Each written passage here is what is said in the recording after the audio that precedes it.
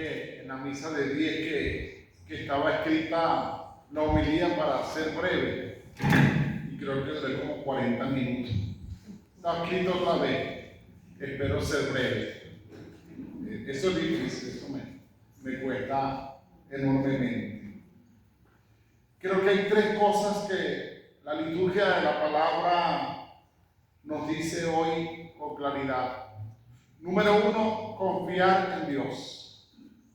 Número 2, ser agradecido. Y número 3, no tener miedo. Sobre todo el texto del Evangelio, que en 3 oportunidades hace mención a eso.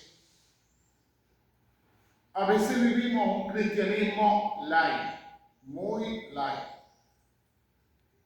A veces no, nuestro cristianismo se basa en las necesidades particulares que tenemos y no en la relación personal con Cristo sincera, honesta.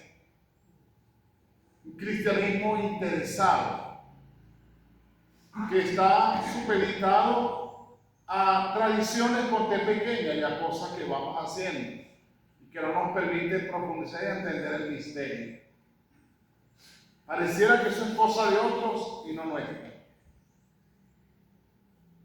Hace unos años, un sacerdote en una reunión de clero en algún lugar de La Mancha comentó que él tenía un apostolado particular, y entre ese apostolado la atención de los sacerdotes ancianos y enfermos. Y otro que estaba en la reunión le respondió: el que se vende al Redentor muere crucificado. Es decir, ese es tu problema, tú lo decidiste. Y como tú lo decidiste, tú echas para adelante con eso. Ese es un cristianismo light. Imagínense si yo no puedo velar por las necesidades de mi hermano sacerdote, vagamente o realmente voy a asistir a mis hermanos que no son sacerdotes. Tengo que empezar por casa. En casa, cada uno de nosotros tiene necesidades. Y yo no puedo decir mi hermano que resuelva, mi hermana que resuelva, así que puedo hacerlo. Un cristianismo disociado de las realidades temporales y humanas no es cristianismo. Porque así lo vivió Jesús. Jesús pasó por el mundo haciendo el bien. Eso es lo que se resume en el texto evangélico sobre Jesús. Pasó por el mundo haciendo el bien y amando a todos. Y su amor llegó hasta el extremo y una muerte de cruz. Hoy Pablo lo refiere o lo asocia al pecado. El que no conoció pecado se hizo pecado. El que no conoció, el que nació sin mancha se manchó. El que nació sin conocer la corrupción, libre de la corrupción, permite que entre la corrupción para rescate de todos, y por eso tenemos que ser agradecidos. En la carta a los Romanos dice San Pablo: si por el delito de uno murieron todos, con mayor razón la gracia de Dios y el don otorgado en virtud de un hombre, Jesucristo, se han desbordado sobre todo la gracia. Por el pecado de Adán, todos fuimos condenados. Es que el pecado es como una bola de nieve que, sin darnos cuenta, arropa a todos, envuelve a todos. Algo así como lo que le echamos todos hemos hecho. Voy a robarme el jamón, pero lo doy a mi hermano. Así todos somos cómplices. Voy a comer, a mí me encanta todavía cuando fue oro con azúcar. Así que lo escondido en el vasito, o leche con azúcar. Pero lo doy a mi hermano para que no me desapee. No le diga al otro. Ya sabe que eres mi cómplice. Tú no viviste eso, chamo, porque te digo, tú estás fregado. Pero yo además, como era el menor de todo, estaba más fregado todavía porque me hacían responsable. Esos hermanos míos eran tremendos. Yo soy el más tranquilo, imagínate tú lo demás. Eso lo he dicho varias veces. El más zanahoria y tímido. Yo soy tímido, dígalo ahí, Varediano, que me conoce desde hace tiempo. Ya me me cuesta, las relaciones me cuestan. Y mis hermanos no, eran todos sinvergüenza y no querían ninguno pagar la luz, 6 bichos. Y decían que te va a llegar el recibito de la luz. Y yo me ponía a llorar. Siempre hay que buscar una persona que recae, sobre quien hace recaer la culpa. Y la culpa de Adán recayó sobre la humanidad.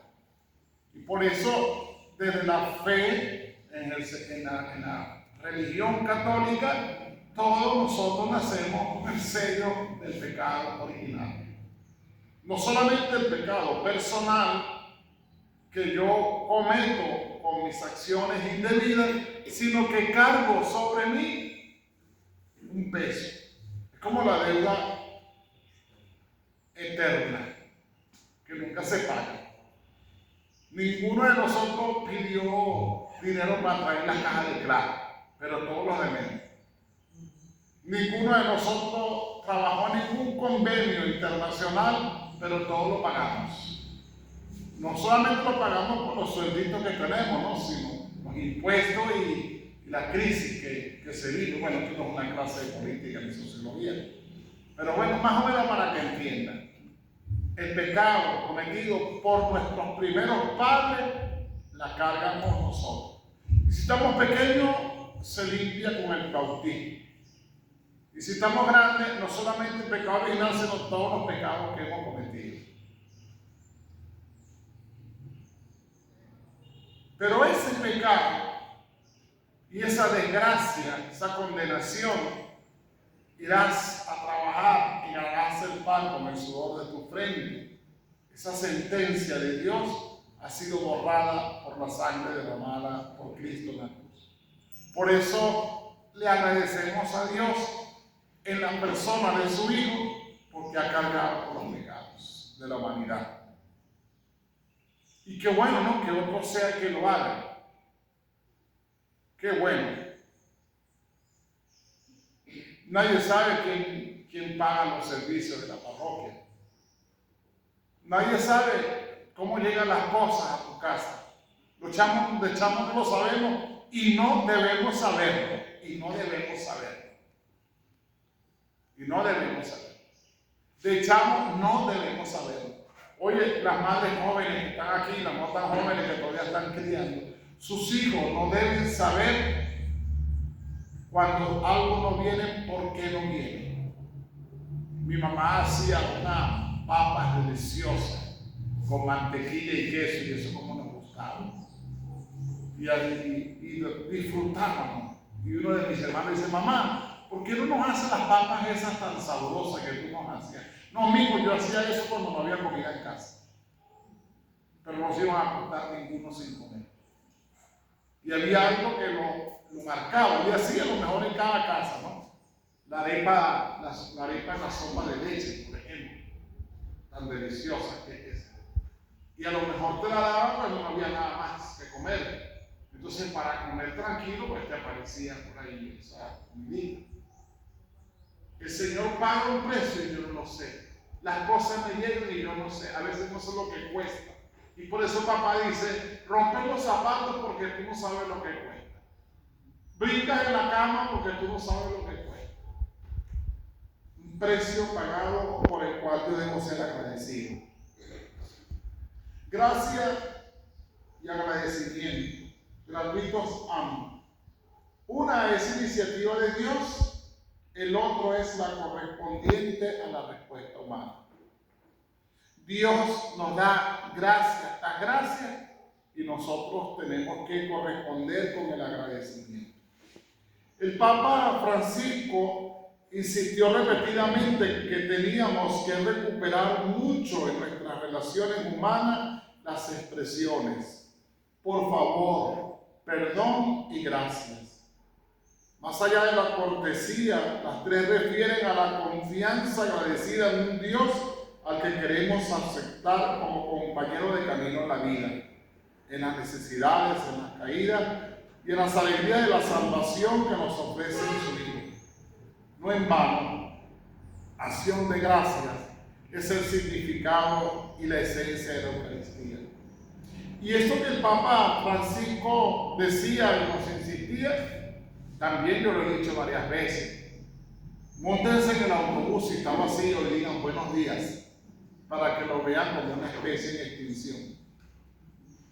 Pasen delante de alguien y digan permiso mientras ellos conversan en una acera de la calle y qué bicho le habrá picado a este o a esta.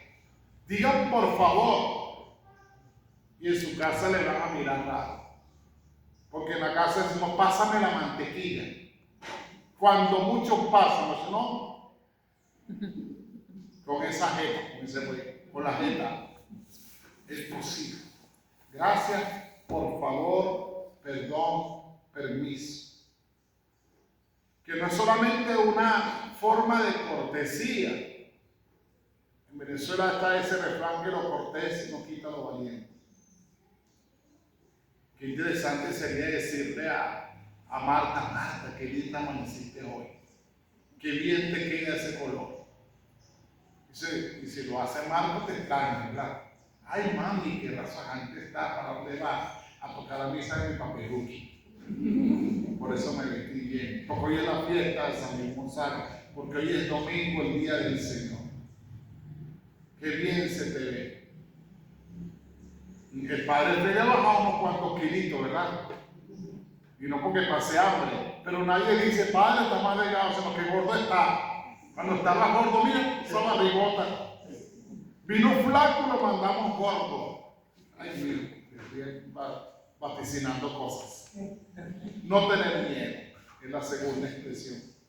Jesús nos pide hoy 3 veces. En la primera, nada hay encubierto que no llegue a descubrirse. Pide a sus seguidores, hablen a plena luz y pregonen desde las azoteas. La nuestra es la hora del anuncio del reino de Dios, la hora de una iglesia en salida, sin miedo ni complejos. Eso es lo que han hablado los que participaron ayer en la asamblea parroquial, la necesidad de llevar este mensaje a todos lados. No tengan miedo en anunciar la palabra de Dios. No tengan miedo en reconocer delante de los demás a Jesucristo. No tengan miedo en decirle a la vecina, vete que tengo misa. Disculpa, pero voy a la misa. Voy a un encuentro con el amado, voy a un encuentro con Jesús. No hay que tener miedo. Los que conocen, pregónenlo en la azotea. La segunda vez, teman al que puede llevar a la perdición alma y cuerpo. Alma y cuerpo. No tengan miedo a los hombres, tenganle miedo al pecado. Téngale miedo a no caer en gracia. Téngale miedo a morir y no estar en gracia de Dios. Téngale miedo al que le induce a usted a vivir de manera errónea. A ese hay que tenerle miedo. Hay momentos en la vida en que nadie es nuestro amigo. Le repito lo que decía Denise, a veces nos manejamos por intereses. Hay personas que vienen a misa porque consiguen algo, si no, no. Si no, no. Hay gente especialista en recorrer todas las parroquias porque le dan algo para la casa. Y el día que el párroco dice no hay comida, no viene más nadie. Menos mal que el papelito que estaba ahí lo dejó el padre Rico, no el padre Félix.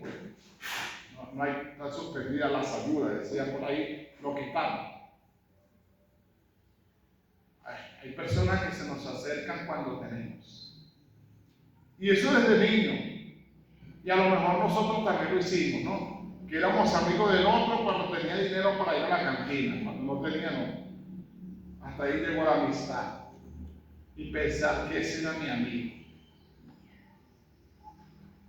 Llama a uno tener miedo a los que matan el cuerpo, pero no puede matar el alma. Siempre la predicación del Evangelio es mayor que la voz que la proclama. A esta podrán callarla, pero el anuncio se reencarnará en otras gargantas. Hace poco celebramos a San Antonio, ¿no? Que le predicaba a los peces.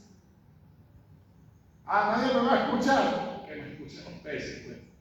Y empezó a predicar a la orilla y los pescaditos salían ahí a escuchar. Y por eso su lengua se mantiene por ahí conservadita. Por su simia predicación. La mía se va a guardar con los porcinos. La tercera vez, valen más ustedes que muchos gorriones, que muchos pajaritos. Explica que ni uno de ellos cae al suelo sin que lo disponga el Padre. En la misión de la iglesia ya no caben posturas pasivas ni indiferentes. Todos hacemos camino juntos. Eso es lo que la iglesia llama la sinodalidad. No solamente escuchar, también caminar juntos, también trabajar juntos. Por ejemplo, la solidaridad no es exclusiva del ministro, es de todos. Al recordarnos el valor que todos y cada uno tenemos, Jesús cuestiona la manera de ser iglesia que siguen practicando muchos cristianos y pide mayor confianza en el Padre Providente. La misión pastoral la hemos recibido todos del Señor y Dios no abandona a los discípulos de sus hijos. Lo mismo pasado que decía el Señor, los vio como ovejas sin pastor. Jesús mira más allá de una realidad temporal y mira hacia el futuro venidero, la gracia santificante, la gracia triunfante. Ya Jesús se adelanta, primerea, diría el Papa Francisco si estuviera vivo, toma la iniciativa y va a la viuda, va al huérfano, hasta ayuda a los borrachos, ¿no? En aquella célebre boda de Caná, donde no había vino y lo convirtió desde 6 tarros de agua, 6 canos. Ese es el pan que alguno de nosotros necesita, hasta yo. Si se me acabara el vino de la consagración, bueno, Jesús, échale pierna y ese poquito de agua para consagrarlo. ¿Quién no quiere un amigo así?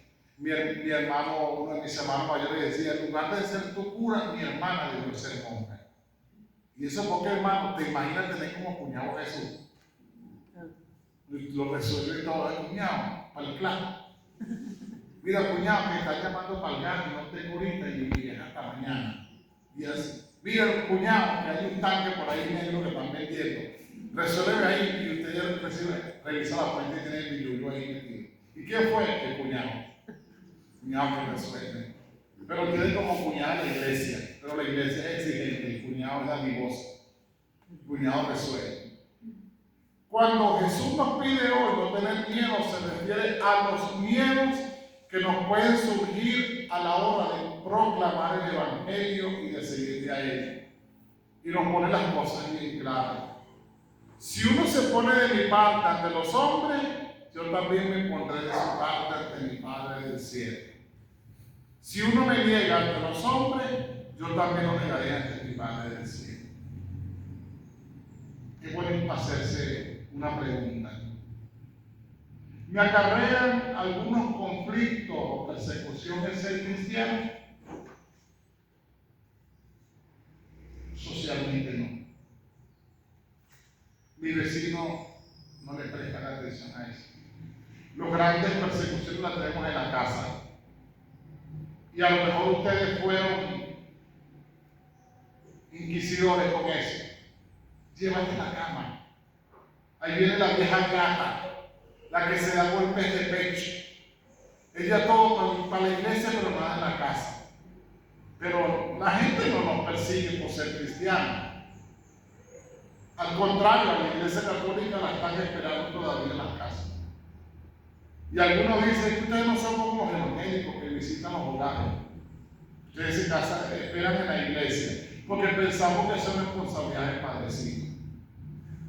Muchas personas viven hoy según criterios distintos de los que los cristianos tenemos por lo menos.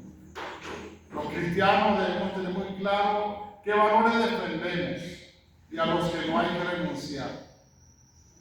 El cristianismo hay que vivirlo con el testimonio personal y diario. Sin embargo, permite un cristianismo acomodado a los criterios de la sociedad y que rebaja sus exigencias para que no resulten estridentes. un cristianismo privado, intimista, alejado de cualquier compromiso en la vida pública, un cristiano cultural que no logra ser el que dé sentido a nuestros intereses, opciones, pensamientos, acciones, un cristianismo sociológico, basado en tradiciones y costumbres, pero en el que falta una clara opción personal por seguir a Jesucristo. Un cristianismo cultural. Mi mamá me bautizó, mi abuela bautizó a mi mamá. En mi casa todos se han casado por la iglesia. ¿Qué dirán si yo no lo hago? Y hay que romper eso para vivir un cristianismo centrado en Cristo. La semana pasada, y con esto termino, bautizaron a un niñito que yo vi nacer, casi que lo partí yo. Y tiene 7, 8 años, y le dijo a su abuela: quiero bautizar. Su papá y su mamá le habían dado lágrimas. Yo quise bautizarlo varias veces estando en Amazonas, pero fue ese domingo que yo quiero bautizar. Quiero ser cristiano. El futuro de ese niño va a ser grande si se mantienen sus convicciones. Y su papá y su mamá no son de misa frecuente, la abuela y el abuelo sí. Pero esa enseñanza de vivir un cristianismo no apegado a costumbres y tradiciones, sino a lo que yo quiero. Es la experiencia de esos dos chamos que hicieron su primera comunión, un domingo uno y el domingo el otro. Luisito, que lo pide el mismo: padre, yo quiero hacer la primera comunión y ser morenito. Quiero servir a la iglesia. Como a través de su proceso de catequesis para la confirmación, él entiende que la vida cristiana se vive en comunidad, dando razón de aquello que cree. Tal vez no tienes tiempo para dedicarte al apostolado, pero sí puedes contribuir con tu propia experiencia. Y sea un franciscano como San Francisco, que mi vida sea un evangelio. Que así sea. Amén.